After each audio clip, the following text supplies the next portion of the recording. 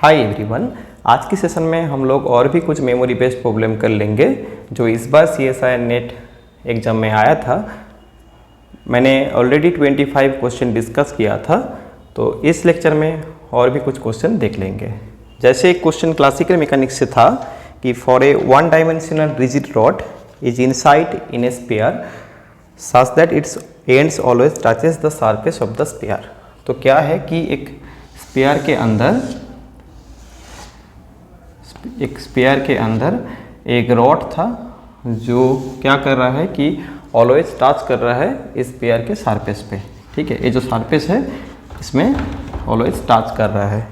तो बताना था कि the number of constant equation क्या होगा, तो find the number of constant equation. तो इसी केस में आपको बताना था कि इस सिस्टम में जो number of equation of constant होगा उसका वैल्यू क्या होगा। तो इसमें जो ऑप्शन था 2, 3, 1, 4 ऐसे कुछ था। ठीक है, तो क्वेश्चन और भी एक बार देख लीजिए। क्वेश्चन क्या था कि एक 1D रिजिड रॉड था, तो जो कहाँ पे था, एक स्फीयर के अंदर, और एक केस बोला गया था कि ये रॉड स्फीयर के अंदर जब रह रहा है कि ये जहाँ भी रहे वो क्या हो रहा है कि सरफेस जो है दोनों सरफेस पे क्या हो रहा है कि टच कर रहा है। ठीक है, तो इधर रख दो, फिर इधर रख दो, यहाँ पे भी क्या हो रहा है कि टच कर रहा है। तो आपको बताना था कि नंबर ऑफ कांस्टेंट इक्वेशन क्या होगा। जैसे एक प्लेन के लिए कोई एक पार्टिकल इंक्लाइन प्लेन के लिए मूव करता है, तो उसी टाइम जो कांस्टेंट ऑफ इक्वेशन होता है कि ए थीटा होता है कि इंक्लाइंड एंगल, और जो एक कांस्टेंट इक्वेशन होता है कि ax plus by plus cz that is equal to t। यही इक्वेशन होता है कि कांस्टेंट इक्वेशन इस सिस्टम के लिए। तो अभी जो सिस्टम था कि एक स्फीयर था, तो मैं जो केस था उसको और भी एक बार ड्रॉ कर रहा हूँ कि एक स्फीयर था। तो देखिए इस स्फीयर का एक सेंटर है, तो जो ओरिजिन मैं O से डिफाइन किया, और क्या है कि इसमें एक रॉड को रखा गया है, तो मैंने ऐसे कंसिडर कर लिया कि, और जो रॉड का जो कंडीशन है कि वो ऑलवेज क्या हो रहा है कि सरफेस जो स्फीयर का जो इनसाइड में जो सरफेस है उसमें दोनों एंड क्या हो रहा है कि टच कर रहा है। ठीक है, तो इसमें देखिए कि ये जो एक्चुअली है ना, इसको 2 एंड को नाम दे दीजिए कि A एंड B, और देखिए कि OB जो है वो क्या है कि वो रेडियस है। ठीक है, कि ये जो स्फीयर है उसका रेडियस, और OA भी तो रेडियस है। ठीक है, OA भी रेडियस है। ठीक है, तो इस पॉइंट का वैल्यू आप ऐसे लीजिए कि x1, y1 एंड z1, इसका वैल्यू ले लीजिए। ये जो पॉइंट है कि x2, y2 एंड z2। तो फिर देखिए कि OA एंड OB उसका जो वैल्यू होगा कि OA क्या होगा कि OA का होगा वैल्यू, ओरिजिन का मतलब है कि 0, 0, 0। तो अभी क्वेश्चन में क्या था कि the find the constant equation. तो देखिए कि A एक कांस्टेंट है। ठीक है, ये जो रेडियस है, और A भी एक कांस्टेंट है, और A भी एक कांस्टेंट है। तो दैट मीन्स जो कांस्टेंट इक्वेशन आएगा तो OA के लिए एक आएगा, जैसे आ रहा है। देखिए कि कांस्टेंट इक्वेशन लिखना है तो कैसे लिखेंगे कि x1 माइनस 0 उसका स्क्वायर प्लस y1 माइनस 0 का स्क्वायर प्लस z1 माइनस 0 का square that is equal to r square. ठीक है, that is equal to r square. तो A एक कांस्टेंट इक्वेशन। तो सिमिलरली OB से एक कांस्टेंट इक्वेशन आएगा, वो क्या आ रहा है देखिए, आप ऐसे लिख सकते हो कि x2 माइनस 0 उसका स्क्वायर प्लस y2 माइनस 0 उसका स्क्वायर प्लस z2 माइनस 0 उसका square that is equal to r square. तो ये दो कांस्टेंट इक्वेशन आ गया, किससे कि रेडियस से। ठीक है, दोनों साइड पे जो रेडियस है उससे आ गया। और एक कांस्टेंट जो है कि ये जो लेंथ था रॉड का, वो भी तो एक कांस्टेंट को डिफाइन करेगा। तो AB का जो लेंथ मैंने L कंसिडर किया, तो L का वैल्यू क्या है देखिए। तो और भी एक कांस्टेंट इक्वेशन आएगा जो है कि ए बी के लिए, दैट मीन्स एल के लिए जो है एक्चुअली x2 माइनस x1 उसका square plus y2 minus y1 उसका square plus z2 minus z1 का square equal to L square. So that means 3 constant equation आ रहा है, दोनों रेडियस के लिए और एक लेंथ के लिए रॉड का। जो तो बोला गया था कि द कांस्टेंट इक्वेशन कितना होगा, कि यहाँ पे जो होगा कि 3 होगा।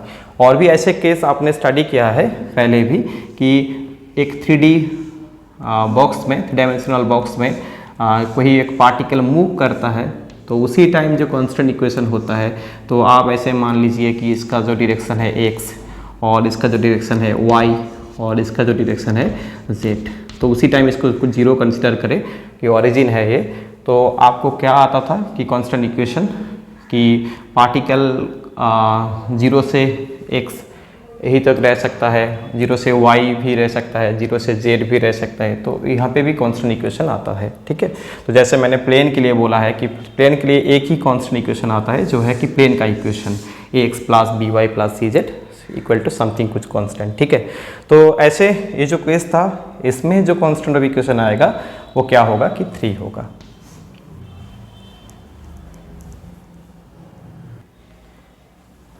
नेक्स्ट एक क्वेश्चन आया था कि इलेक्ट्रोमैग्नेटिक वेव से जो है कि पॉइंटिंग वेक्टर से पूछा गया था कि बोला गया था कि electric field and magnetic field for the 2 independent sources, कि 2 सोर्स है तो एक सोर्स S1 कंसिडर करें और एक सोर्स को S2 कंसिडर करें कि दोनों सोर्स पे electric field and magnetic field का क्या है कुछ डाटा गिवन था।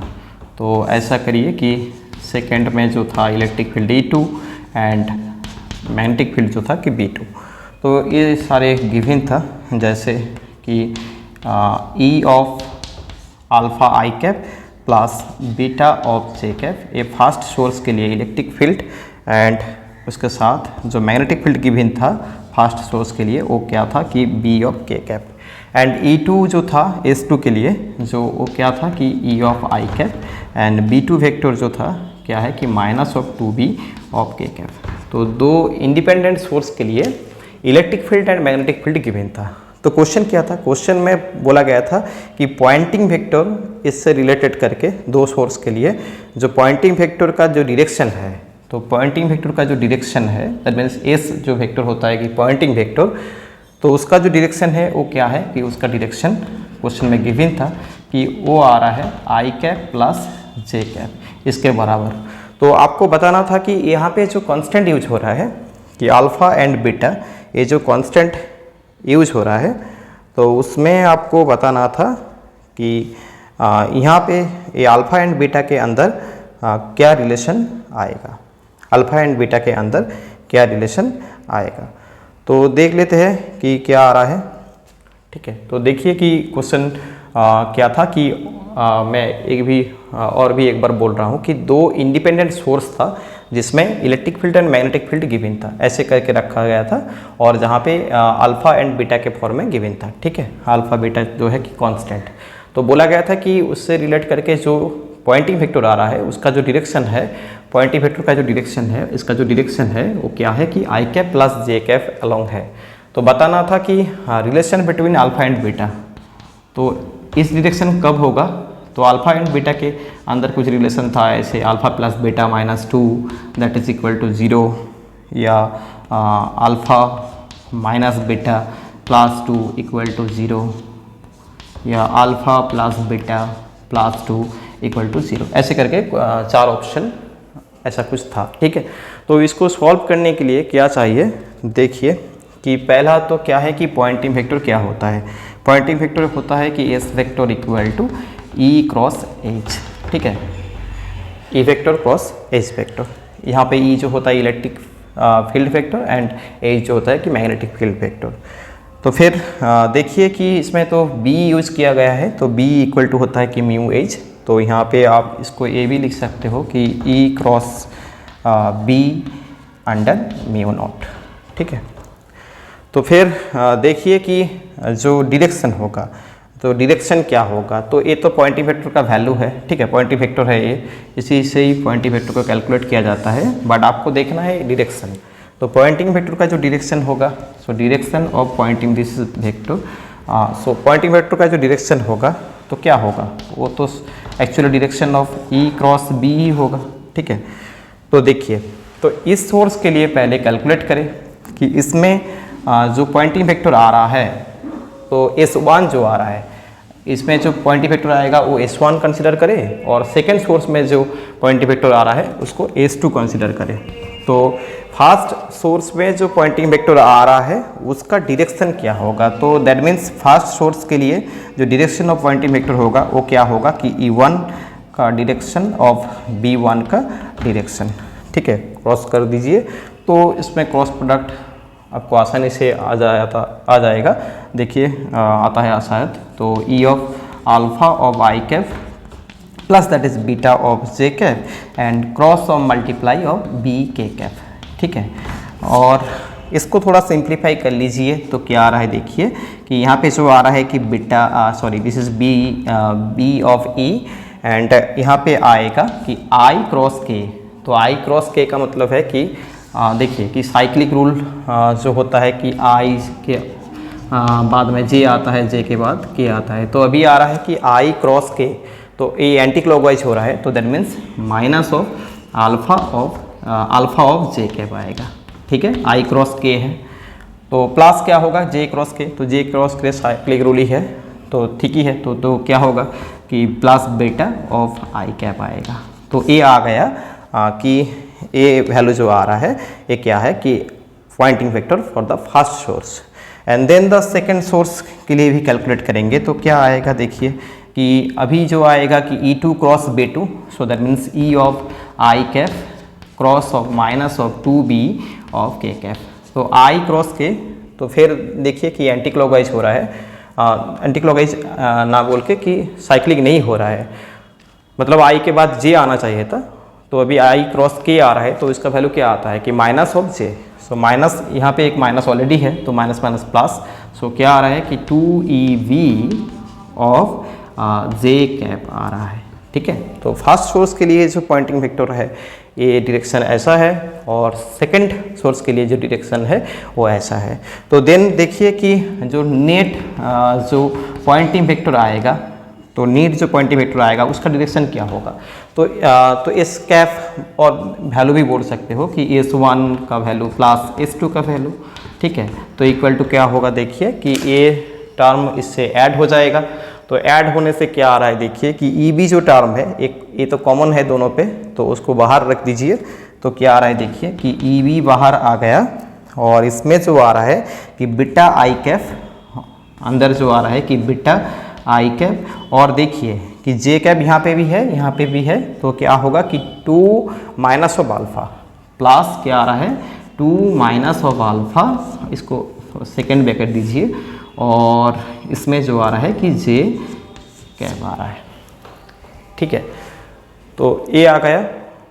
तो नेक्स्ट देखिए कि अभी इसको सॉल्व करना है, ठीक है। सॉल्व कैसे करेंगे कि कुछ क्वेश्चन में कुछ इन्फॉर्मेशन गिवन था कि बोला गया था जो पॉइंटिंग वेक्टर आएगा उसका जो डायरेक्शन होगा आई cap plus J cap along, ठीक है।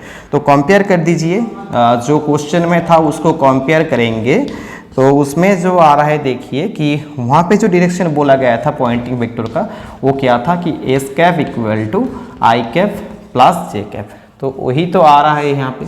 तो इसको कंपेयर करने से आपका देखिए आपका वैल्यू में कुछ कैलकुलेशन गलत हो तो ठीक है, बट डायरेक्शन आपको रखना है, क्योंकि क्वेश्चन में तो पॉइंटिंग वेक्टर का वैल्यू क्या आएगा वो बोला नहीं था, बस बोला गया था कि डायरेक्शन ए होगा, तो डायरेक्शन को लेना है, EB को छोड़ दीजिए।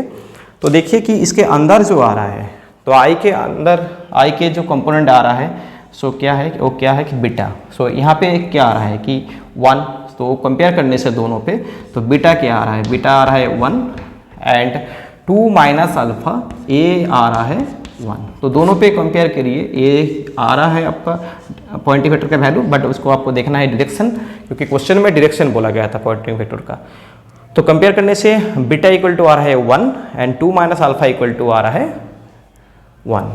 तो अभी एक डाउट है कि अल्फा और बीटा का अंदर रिलेशन क्या होगा। देखिए कि ऐसा तो कुछ रिलेशन नहीं आ रहा है कि अल्फ़ा बीटा दोनों है, बट यहाँ पे एक्चुअली क्या करना था कि 2 माइनस अल्फ़ा क्या आ रहा था कि 1 आ रहा है, ये जो सेकेंड कंपोनेंट जो जे का कंपोनेंट है।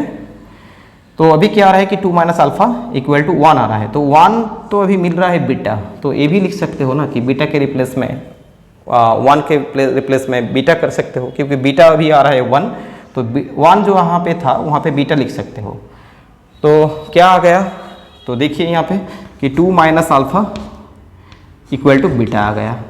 सो देन क्या आ रहा है, तो alpha plus beta -2 equal to 0। तो ऐसा एक ऑप्शन था कि alpha plus beta -2 equal to 0। तो जो ऑप्शन मैंने यहाँ पे लिखा है, तो ऑप्शन ए पे देखिए कि ऐसा है। तो यहाँ पे देख के लग रहा है कि अल्फ़ा बीटा का कोई तो स्पेसिफिक रिलेशन नहीं आ रहा है, बट बीटा का वैल्यू 1 आ रहा है, तो 1 के रिप्लेस में बीटा को लिखना था। तो लिख दीजिए, तो ये रिजल्ट आ जाएगा। तो ऐसा ही ऑप्शन करेक्ट है इस क्वेश्चन के लिए। और नेक्स्ट एक क्वेश्चन आया था जो एक्चुअली क्वांटम से पूछा गया था। तो क्या था देखिए क्वेश्चन, पहले जैसे मेरे को मिला है, ये सारे मेमोरी बेस्ड है, थोड़ा आप लोग चेक कर लेंगे। तो क्या है कि बोला गया था commutation of H A, so that is equal to minus of H cut omega of B. And और एक इन्फॉर्मेशन था कि एज ऑफ बी का commutation that is equal to H cut omega A. और उसमें कुछ कंडीशन गिवन था कि ए जो है ए साई जो t इक्वल टू 0 पे क्या है कि 0, एक कंडीशन था। और b जो है कि b psi t equal to 0 पे ए क्या है कि i। तो क्वेश्चन क्या था, क्वेश्चन में बोला गया था कि find out the A expectation. तो क्वेश्चन क्या था कि find out the expectation of A, यही पूछा गया था। तो यहाँ पे जो ऑप्शन गिवन था, ऑप्शन जो गिवन था कि sine hyperbolic omega T, cos hyperbolic omega T, ऐसे करके और भी 2 ऑप्शन था। तो ऐसे करके कुछ ऑप्शन था, ठीक है, कोसेक ऐसा करके कुछ था, ठीक है। देखिए तो इसको सॉल्व कैसे करना है। तो बोला जा रहा है कि कुछ इन्फॉर्मेशन तो गिवन है, ये 2 कम्यूटेशन गिवन है और इसमें कुछ बाउंड्री कंडीशन भी गिवन है। तो बोला जा रहा है कि ए का एक्सपेक्टेशन वैल्यू क्या होगा। तो देखिए, तो अभी जो है कि आयरनफेस्ट थ्योरम जो होता है उसको लगा दीजिए यहाँ पे। तो क्या आएगा देखिए कि D D T of expectation value of A, so that is equal to using the Ehrenfest theorem 1 under H cross and क्या है कि ए एज का कम्यूटेशन उसका एक्सपेक्टेशन वैल्यू, ठीक है। और इन जनरल केस में क्या होता है कि कोई भी फंक्शन टाइम इंडिपेंडेंट होता है क्वांटम मैकेनिक्स में। तो ये भी जो गिवन था वो टाइम इंडिपेंडेंट था। तो या क्या होता है आयरनफेस्ट थ्योरम क्या होता है कि plus del F under del T, तो उसको नहीं लेना है। तो देखिए तो इक्वल टू क्या होगा कि 1 अंडर आई एज क्रॉस। और इसमें क्या आएगा देखिए, इसमें क्वेश्चन में गिवन था, ये चीज़ अच्छे से देखिए कि ये इसका जो वैल्यू था H of A that is equal to minus of H cut omega A. But अभी जो है कि ए एच आ रहा है फॉर्मूला पे, ठीक है। तो ए एच आ रहा है तो मतलब क्या है, माइनस क्या होगा कि प्लस हो जाएगा। तो क्या आ रहा है कि plus omega H cut omega and B का एक्सपेक्टेशन, ठीक है। चलिए तो नेक्स्ट क्या है कि इसको एच कार्ड को कैंसिल आउट हो जाएगा इसमें। तो देन आ रहा है कि omega under I of B का एक्सपेक्टेशन, ठीक है। तो देन देखिए कि नेक्स्ट आप D D T of B का एक्सपेक्टेशन वैल्यू कैलकुलेट करें। तो क्या आएगा कि 1 अंडर आई एच कट, और उसमें भी जो फॉर्मूला आएगा कि बी ऑफ एच आ जाएगा अभी, और इसमें कम्यूटेशन होगा उसके बाहर एक्सपेक्टेशन वैल्यू, ठीक है। बी एच का वैल्यू यहाँ से आएगा क्योंकि एच बी का वैल्यू दे रखा था, बट ए इंटरचेंज हो रहा है तो एच बी के रिप्लेस में बी एच हो गया है, तो यहाँ पे माइनस आएगा। तो क्या आएगा कि minus, so that means minus of H cut omega under, अभी नीचे क्या था कि आई एच कट, और इसमें जो आएगा कि ए का expectation. So that means H cut cancel out, so that is minus of omega under I of A का एक्सपेक्टेशन। तो ये दो एक्सपेक्टेशन वैल्यू का जो टाइम रेट ऑफ चेंज जो रेट ऑफ चेंज वो आ गया, ठीक है।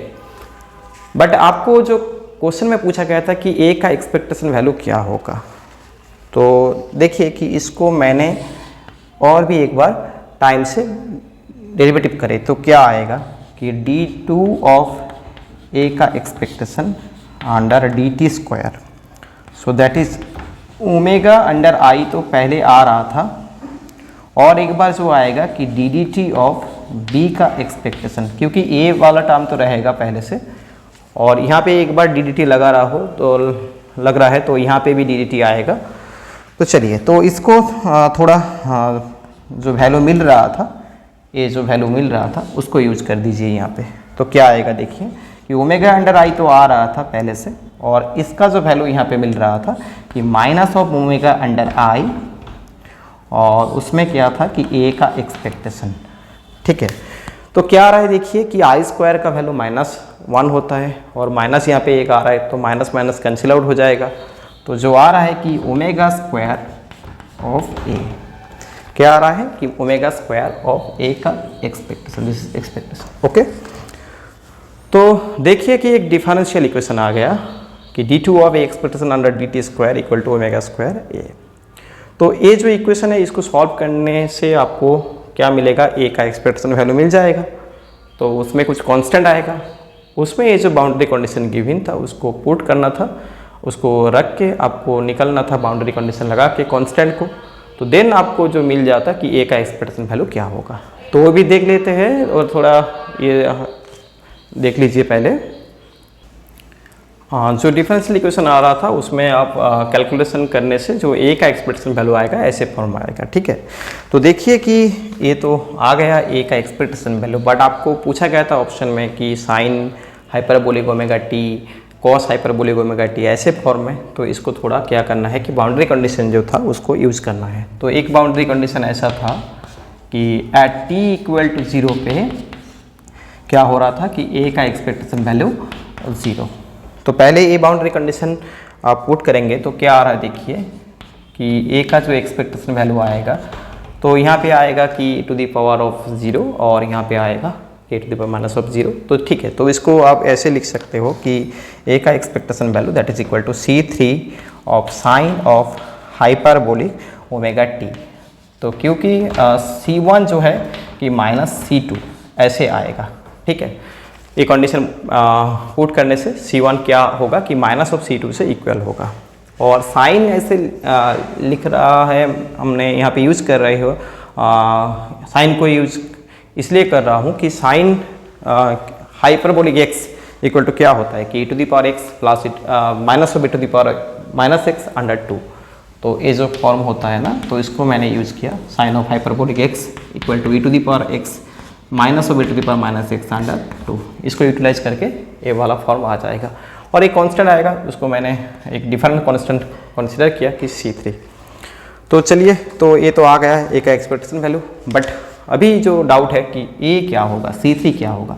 तो इसके लिए और भी एक बाउंड्री कंडीशन गिवन था कि बोला गया था d of A under dt, उसमें क्या आ रहा है पहले देख लीजिए इसमें से।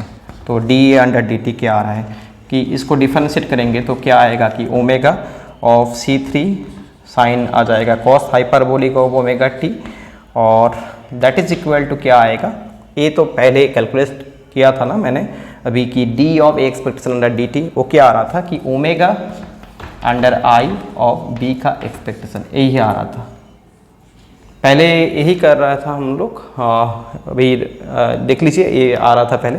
तो ठीक है, तो ये अभी इस रिजल्ट से आ रहा है और ये पहले मिल रहा था। तो इसमें से देखिए कि क्या आ रहा है कि ओमेगा जो है दोनों साइड पे कैंसिल आउट हो रहा है, और I of C3 of cos of hyperbolic of omega T, so that is equal to B का एक्सपेक्टेशन वैल्यू। तो अभी लगा दीजिए जो सेकेंड बाउंड्री कंडीशन था एट t इक्वल टू 0 पे b का जो एक्सपेक्टेशन वैल्यू क्या होगा कि t 0, तो b का जो एक्सपेक्टेशन वैल्यू होगा देखिए कॉस ऑफ 0 आएगा, कॉस ऑफ 0 तो 1 होगा, यहाँ पे जो होगा कि i, ठीक है, क्या होगा कि इसमें जो बाउंड्री कंडीशन आएगा कि i, और C3 जो आएगा कि 1, तो C3 क्या आ रहा है कि 1। तो देन तो यही आपका एक्सपेक्टेशन वैल्यू मिल रहा था ए का वैल्यू। तो क्वेश्चन जो था कि ए का एक्सपेक्टेशन वैल्यू क्या होगा, so that is equal to C3 का वैल्यू 1 आ रहा है, तो that means sine of hyperbolic omega, sine of hyperbolic omega, and उसके साथ एक टी आएगा, यहाँ पे भी एक टी था, हाँ तो टी था यहाँ पे, ठीक है, ओमेगा टी था यहाँ से। तो यही रिजल्ट इस क्वेश्चन का करेक्ट होगा कि ए का एक्सपेक्टेशन वैल्यू होगा sine of hyperbolic omega T. तो नेक्स्ट जो क्वेश्चन था कि क्लासिकल मैकेनिक्स से देखिए कि if a disc having the moment of inertia I0 along the X axis, तो एक डिस्क के लिए जो मोमेंट ऑफ इनर्शिया है वो क्या है कि I0, वो क्या है कि अलोंग द एक्स एक्सिस, तो कहाँ पे है कि एक्स एक्सिस के अलोंग है, ठीक है। और क्या बोला गया था, x axis rotates with the angular frequency, तो ये जो डिस्क जो एंगुलर फ्रीक्वेंसी पे रोटेट कर रहा है वो क्या है कि omega vector that is equal to omega naught J cap plus K cap, ऐसे था, ठीक है। With the angular frequency omega vector equal to omega naught J cap plus K cap. Find the direction of the angular momentum, तो question क्या था कि angular momentum का जो डायरेक्शन वो क्या होगा।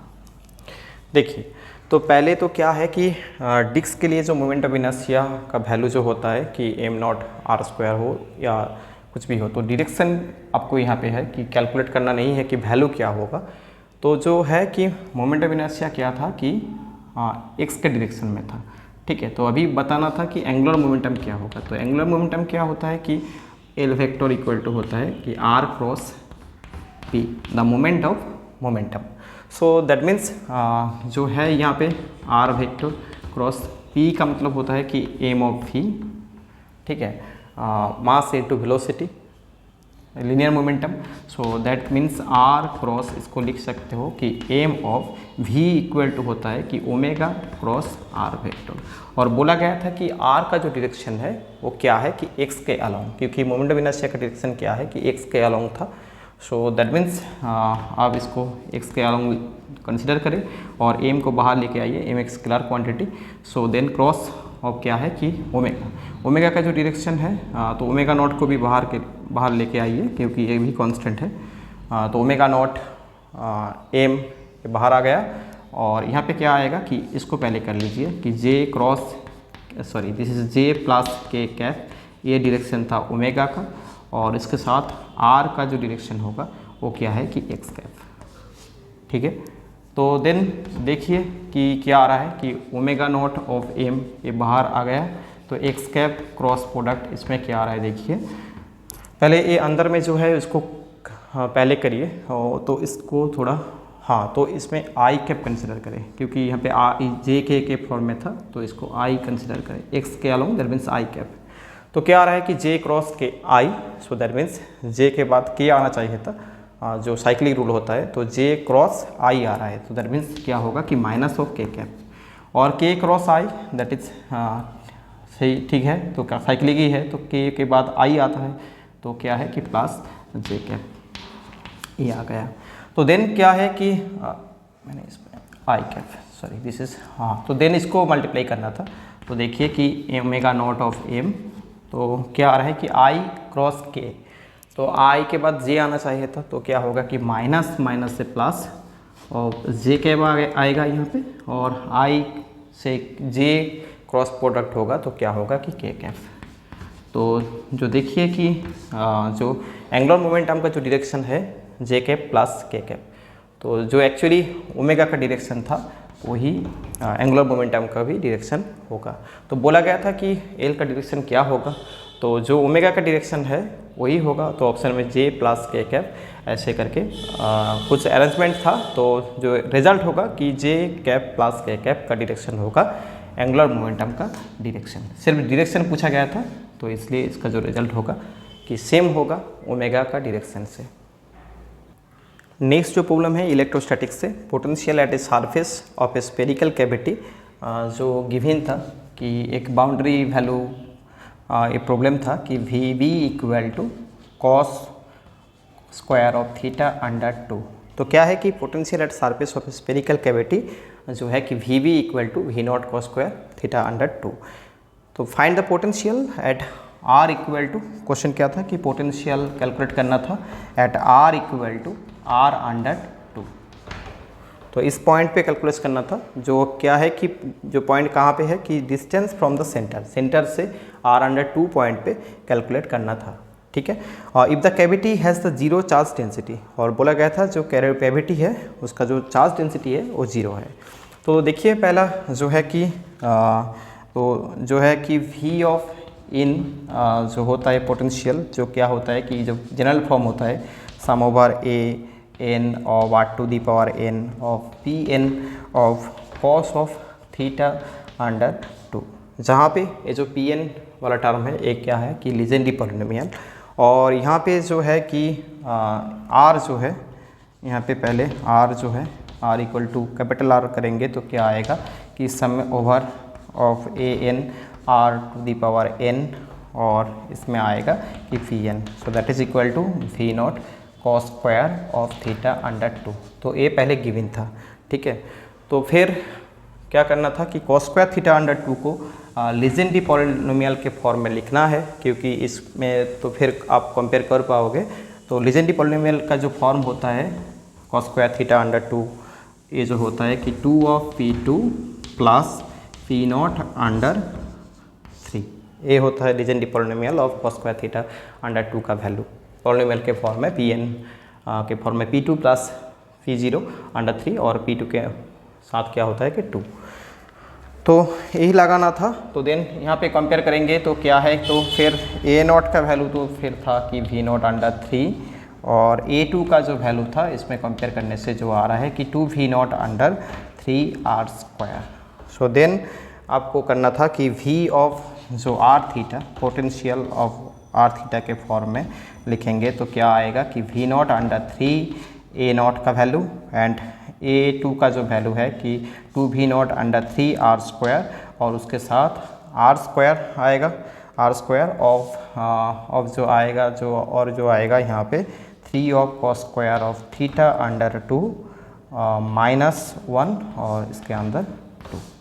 ठीक है, क्योंकि इसमें जो है कि ये लिखने से क्या होगा कि आपका जो फॉर्म है वो आ जाएगा। देखिए कि ये आ रहा है कि V not under 3 plus 2 V not under 3 R square, और देन इसमें आर स्क्वायर, और इसको सिंप्लीफाई करने से जो आ रहा है कि 3 ऑफ 3 कॉस थीटा आएगा और -1 डिवाइडेड बाई 2, क्योंकि cos square theta equal to 1 plus cos 2 theta under 2। इससे आप इसको एक्सपांड कर सकते हो, तो फिर ए आ गया।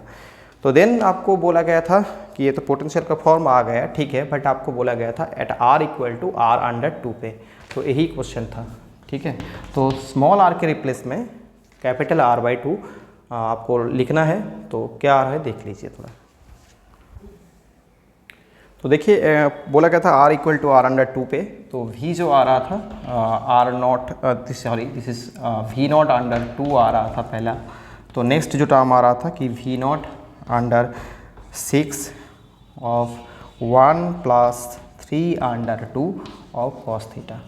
ठीक है, इसके अंदर जो एक क्या था कि एक डिनोमिनेटर पे एक जो 2 टर्म था उसको बाहर लेके आएंगे तो क्या होगा कि वी नॉट अंडर 6 आ जाएगा, तो ऐसे फॉर्म होगा। ठीक है, तो इसको थोड़ा और भी सिंप्लीफाई कर सकते हो कि V not under 2, sorry this is V not under 3 था, तो V not under 3 plus V not under 4 of cos theta.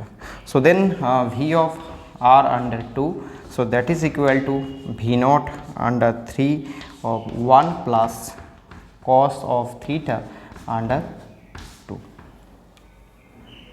ठीक है, अंडर 2।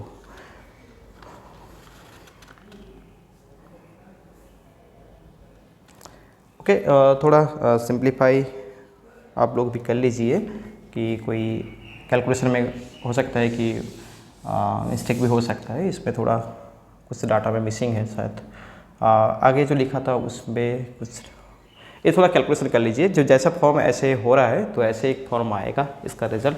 तो मैंने ऑलमोस्ट जो है कि 30 प्रॉब्लम जो मेमोरी बेस्ड मेरे को मिला था, वो सारे डिस्कस कर दिया। तो उसमें कुछ डाउट भी हो सकता है, मतलब कुछ मेरे से भी गलती हो सकता है, या क्वेश्चन जो मेरे को भेजा है उसमें भी एक्चुअल जो क्वेश्चन पूछा गया था ऐसा भी नहीं हो सकता है। तो ठीक है, तो इतना ही। तो जो मेन क्वेश्चन है वो मिल जाए तो पूरा क्वेश्चन का जो सॉल्यूशन है हम लोग इस चैनल पे डिस्कस करेंगे।